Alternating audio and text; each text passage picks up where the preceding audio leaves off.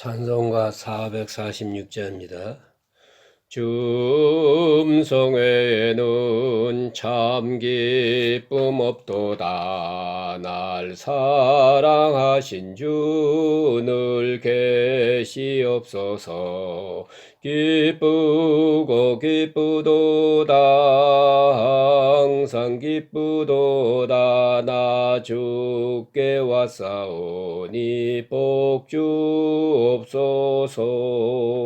나 주께 왔으니 복 주시옵소서. 주 함께 계시면 큰 시험 이기네. 기쁘고 기쁘도다. 항상 기쁘도다. 나 주께 왔사오니 복 주옵소서. 주 떠나가시면 내 생명 헛되네. 기쁘나 슬플 때 늘 계시옵소서. 기쁘고 기쁘도다. 항상 기쁘도다. 나 주께 왔사오니 복 주옵소서. 그 귀한 언약을 이루어 주시고 주 명령 따를 때 늘 계시옵소서. 기쁘고 기쁘도다. 항상 기쁘도다. 나 주께 왔사오니 복 주옵소서. 아멘. 기도드리겠습니다. 하나님 아버지, 주님의 크신 사랑 가운데서 우리가 한밤을 편히 쉬었습니다. 많은 죄악의 물결이 높았지만 우리는 안연히 살 수 있었으며 가끔 넘어질 때가 많고 실수할 때가 많지만은 주께서 용납하시고 인도하시는 중에 오늘 이 아침 주님 앞에 나와 찬송 부르며 첫 시간을 하나님 앞에 바치면서 하루를 시작하게 하는 이 같은 복된 생활을 오늘도 지속되게 하시오니 이 은혜와 축복을 진심으로 감사합나이다. 주께서 자유를 주셨고 건강을 주셨고 또 넉넉한 일용할 양식도 주셨으며 편히 잘 수 있는 잠자리도 주셨습니다. 우리에게 필요한 모든 것을 우리의 생각보다 더 높게 더 크게 예비하시고 채워주신 것을 진심으로 감사드립니다. 하나님 아버지, 우리에게 주어지는 이 시간들이 진정 가장 아름답고 복된 날이 되게 하시고 참으로 시간 관리에 지혜로운 자가 되게 하옵소서.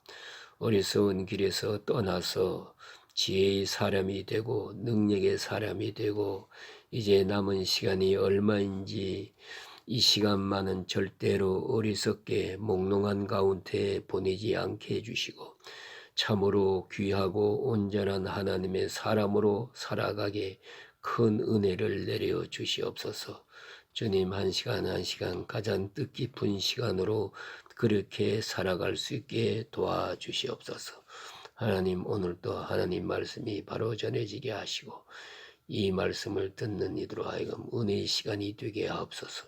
오늘 하루의 모든 삶을 주님께 의탁하옵고 예수님의 이름으로 간절히 감사하며 기도합나이다. 아멘.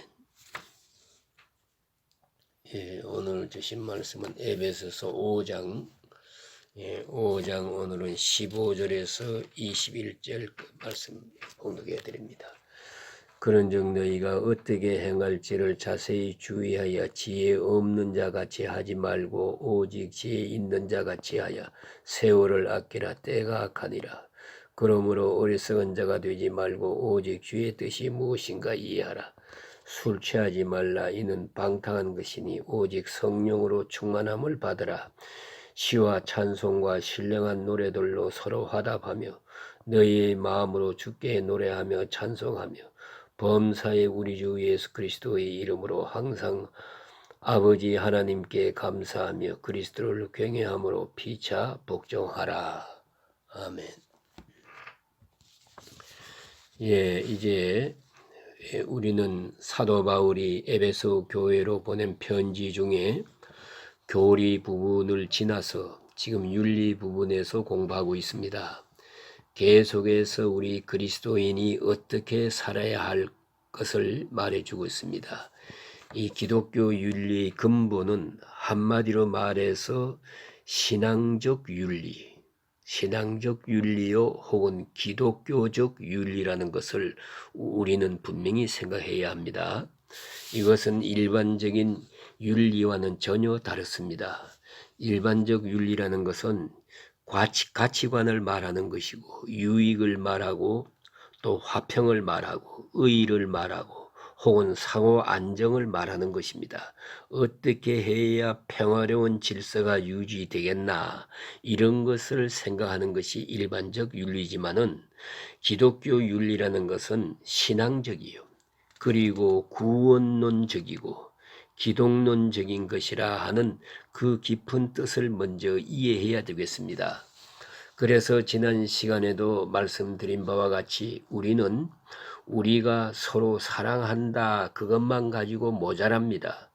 서로 용서하고 서로 이해하고 화평하고 하나 되고 이런 얘기 가지고 되는 게 아닙니다. 기독교 윤리의 근본은 그리스도께서 나를 위하여 죽으셨다고 하는 그 거룩하신 뜻 안에서 내 가치를 발견하는 것입니다. 그리고 나가서 그리스도께서 나를 사랑하신 것처럼 내가 이웃을 사랑하는 것입니다. 바로 거기에 기독교 윤리의 뿌리가 있는 것입니다. 그런 거로 우리는 사랑받기 위해서 사랑하는 것이 아니라 이미 사랑받고 사랑하는 것입니다. 그런 거로 그리스도인의 사랑은 마땅한 것이죠. 기독교인이 바르게 살고 선하게 살고 사랑하고 희생하고 봉사해서 뭘 바라게 뜨는 것입니까? 예, 이게 무슨 축복을 받고 무슨 상을 받고 칭찬을 받고 보상을 받겠다고 하는 그런 생각이 뒤에 깔려 있다면 그건 아직도 엄격한 기독교인이 아닙니다. 어떤 선행에도 기독교인의 선행에는 보상은 없습니다. 왜 그래요? 이미 받은 것으로 충분하니까. 우리 마음속에 이미 받은 것, 그것으로 만족한 것입니다. 그것에 대한 응답으로 우리가 사랑하는 것입니다. 받은 사랑에 비한다면 그것은 너무나 작은 거예요. 그래도 그것이 바로 기독교 윤리의 근본이다 하는 것입니다. 그래 오늘 본문 말씀에는 그런 신앙적 세계관 속에서 지혜를 말하고 있습니다. 이 지혜라고 말하는 것은 히브리적 이해올시다. 무슨 말이냐 하면 구약 성경의 지혜라는 것은 그건 일반적인 지혜가 아니고 신앙적 지혜입니다. 그래서 야고보서에는 이 지혜를 이렇게 설명합니다. 위로부터 주신 지혜, 땅에서 오는 지혜, 이 둘을 차원적으로 달리 생각합니다. 같은 지혜라는 말이지만은 하나님이 주시는 지혜가 있고 사람들이 땅에서 만들어내는 지혜가 있어요. 이걸 이름을 바꿔 말하면 하나님이 주시는 것은 지혜라고 말할 수 있겠고 인간들이 생각하는 지혜는 지혜가 아니라 꾀요, 재주, 꾀나 재주 이런 것을 마치 마귀적인 것이라고 야고보는 그렇게 갈파하고 있습니다. 잔재주예요. 쉽게 말하면 거짓말하는 지혜, 남 속이는 지혜, 사기꾼의 지혜 이런 것들입니다. 우리는 무엇보다도 지혜에 대한 생각을 충분히 해야 되겠어요. 저는 지혜하면은 늘 생각나는 기도문이 있습니다. 그것은 라이언 리버 유명한 기도입니다. 우리는 두고두고 생각해야 합니다. 예. 우리의 기도 제목, 우리의 기도 자세가 늘 이러한 것으로 되어져야 되겠다. 그런 생각을 합니다. 유명한 기도입니다. 하나님이여, 내게 이러한 것을 주십시오. 네?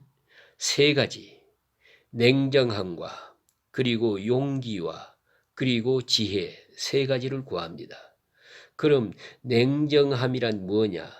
내가 할 수 없는 것, 고칠 수 없는 것에 대해서는 그것을 받아들이는 냉정함. 예? 고칠 수 없는 것은 이제는 받아들여야지요. 이미 죽었어요. 죽었다는 사실을 받아들여야지요.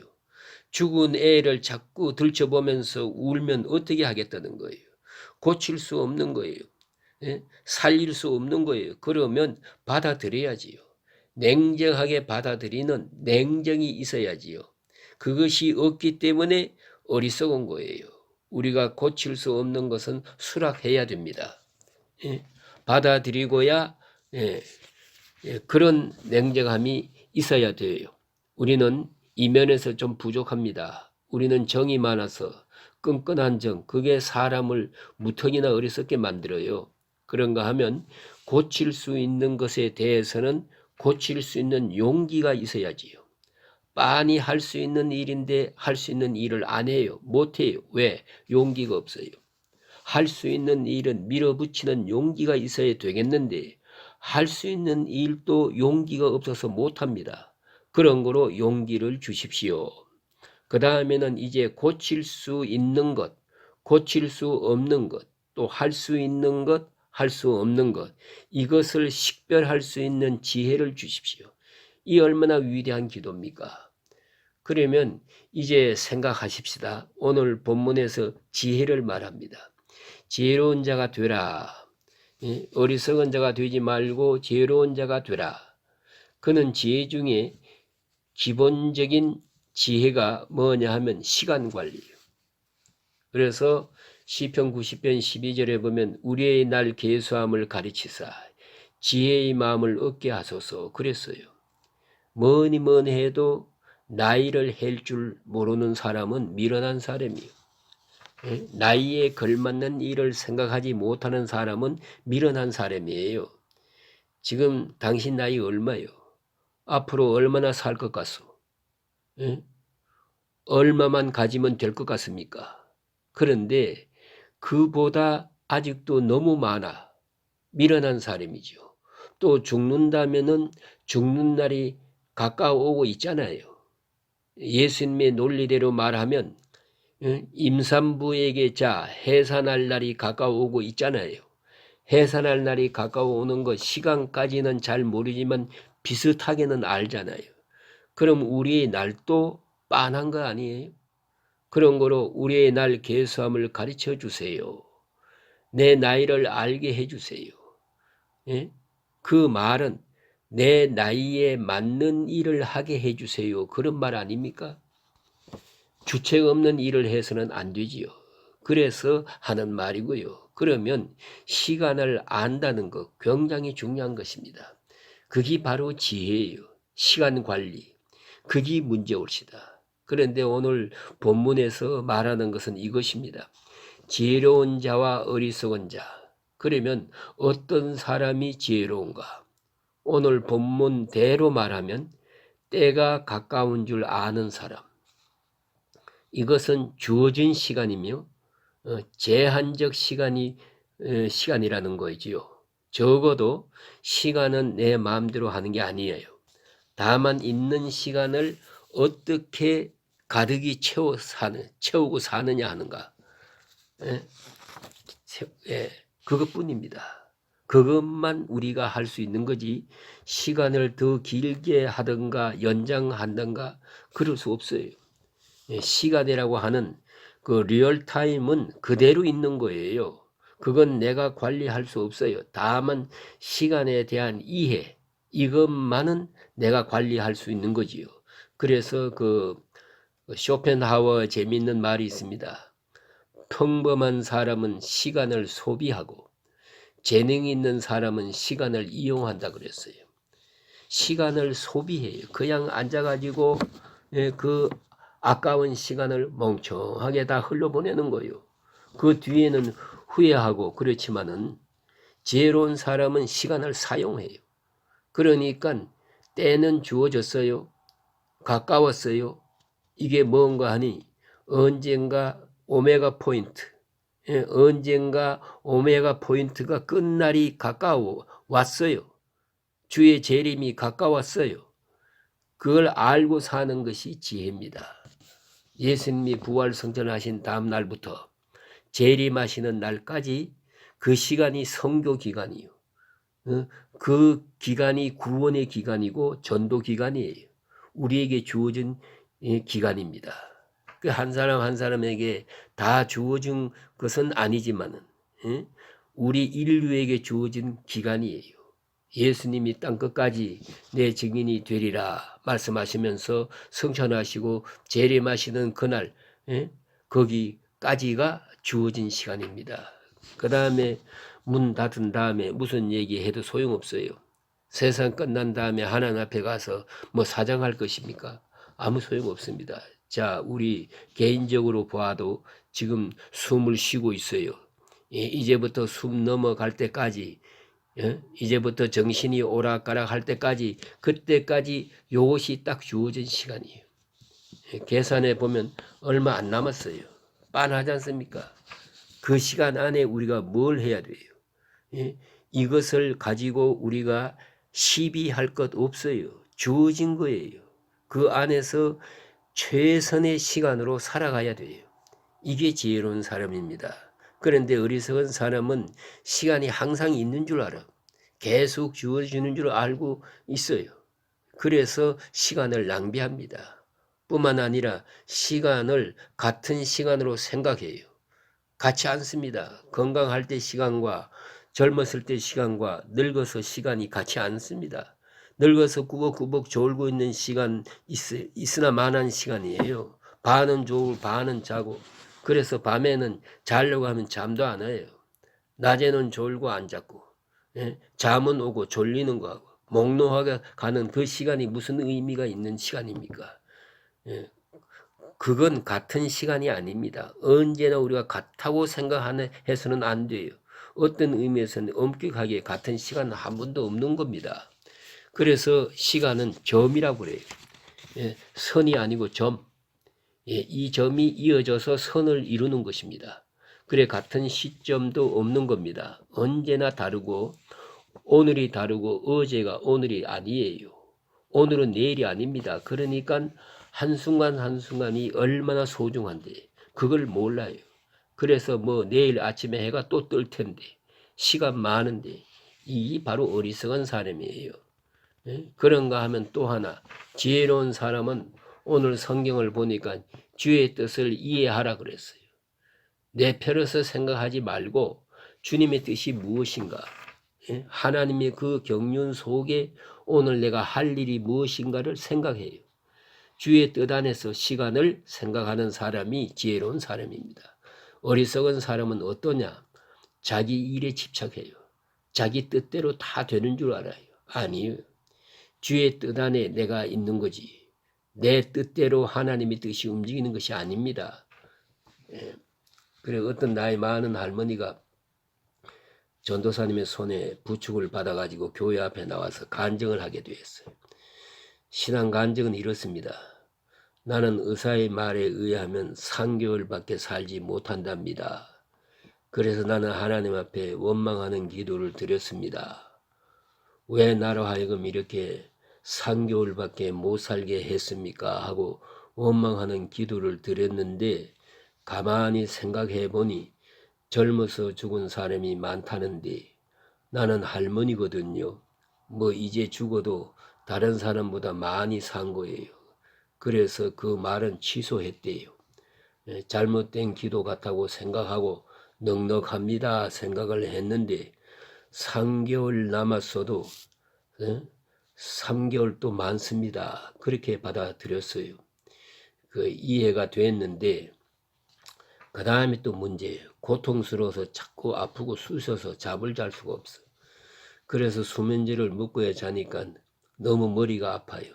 그래서 하나님 왜 나를 이렇게 괴롭힙니까? 왜 고통을 주십니까? 왜 나를 이렇게 아프게 하십니까? 원망해 보았는데 생각해 보니 오늘까지는 좋았거든요. 늘 건강했거든요. 그동안 건강한 시간에 건강에 대한 감사를 들어본 일이 없어요. 그래서 내가 이렇게 아프지만은 세상에 아픈 사람 많은데 내가 아픈 경험이 없었는데 오늘 와서 경험하는구나 생각을 하고 이 생각이 들었었대요. 그래서 하나님 앞에 아주 단순한 기도를 했어요.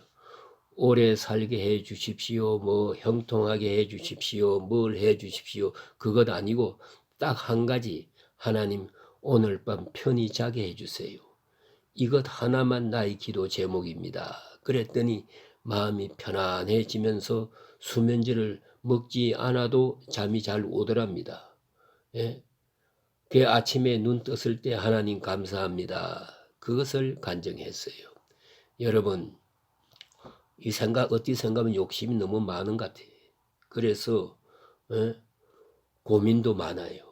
아는 것도 많아서 먹고 싶은 것도 많아서 그래 복잡합니다. 사실 알고 보면요, 인간의 소원은 간단한 거예요. 잠 잘 자게 해주세요. 밥 먹었다면 좋은 음식 주어서 감사합니다. 요 음식 소화 잘하게 해주세요. 맛있게 먹게 해주세요. 이런 소원이면 돼요. 뭐 대단한 일 한다고 큰일 하게 해주세요. 예? 뭐 언제 해보았습니까? 그거 다 쓸데없는 소리입니다. 아주 소박한 주의 뜻을 생각하고 주어진 주님의 뜻 앞에서 자기의 소박한 소원을 말씀드렸더니 그것처럼 편할 수가 없어요. 자기 일에 집착하는 사람은 어리석은 사람이에요. 또 한 가지 오늘 본문에 보니까 지혜로운 사람은 오직 성령에 충만하야 그랬어요. 성령에 충만해 가지고 다시 말하면 영성이 살아 역사하는 시간만이 지혜로운 자의 생애입니다. 그런데 사람은 보세요. 영이 지배하는 때가 있고 육이 지배하는 때가 있어요. 영에 속한 사람이 있고 육에 속한 사람이 있어요. 영에 속한 사람이라고 항상 영에 속한 사람이 아니요. 때로는 보면은 육에 속한 일을 해요. 이것이 휘청거린다는 말입니다. 그런데 이 비례를 물어야지요. 얼마큼 영에 충만해서 살았는지, 아니면 세상 근심에 매여 살았는지, 걱정하며 살았는지, 또 육신적 욕망에 끌려 살았는지 한번 생각해 보세요. 그렇다면 지혜로운 자라는 것은 그 시간을 성령이 충만한 시간이 많아. 은혜에 대한 시간이 많아요. 영에 속한 시간이 훨씬 더 많아요. 그는 지혜로운 사람이고요. 그리고 지혜롭지 못한 사람은 오늘 성경에서 이렇게 말합니다. 술 취하고 방탕한 것이다. 밝은 정신을 술 취함으로 몽롱해졌어요. 술 취해가지고 육체의 욕망을 따라 산 시간은 버려진 시간입니다. 그건 잃어버린 생명이에요. 그걸 알아야 합니다. 시간을 생명이라고 생각한다면 잃어버린 시간입니다. 그래 오늘 성경 말씀은 이래서 한마디로 말하기를 세월을 아끼라 그랬어요. 아주 소중한 시간이니까 아껴라. 그게 바로 지혜로운 시간입니다. 세월을 아끼는 것이 지혜다. 그렇게 말합니다. 그러니까 내가 가진 시간을 최선의 시간을 만들어라. 그러나 원문의 뜻은요, 그보다 더 깊은 뜻이 있어요. 이것은 대가를 지불하라 그 말입니다. 아주 귀한 시간으로 만들기 위해서 값을 지불하라 그 말이에요. 대가를 지불해서 좋은 시간을 만들어라. 사람을 고귀한 사람을 만들기 위해서 공부하는 거 아닙니까? 값비싼 인간 만들기 위해서 엄청난 시간과 노력과 정성을 바쳤어요. 이것이 바쳐져서 이것이 이루어진 거예요. 그저 이루어진 것 아니잖아요. 예수님 말씀대로 깨어 기도하라 그랬어요. 깨어 있다는 것이 바로 값을 높이는 거예요. 또 거기다가 밝은 정신이어야 돼요. 특별히 중요한 것은 자유로운 사람이 돼야 돼요. 아무데도 매이지 않아요. 어쨌든 내 마음이 온유 자유해야 돼요. 그게 내가 산 거예요. 내가 누구를 미워하고 있었다면 그 사람에게 내가 시간을 바친 거예요. 시간을 빼앗긴 거예요. 그런 거로 나는 온전히 자유해야 합니다. 또 하나는 자원적이어야 돼요. 자발적이고 자원적이고 노예적인 것이 아니에요.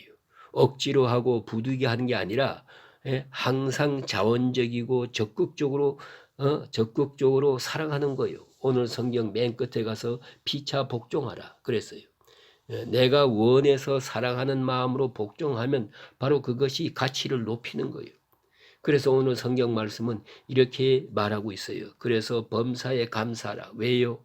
그것만이 시간을 높이는 일, 즉 시간을 얻는 일이니까.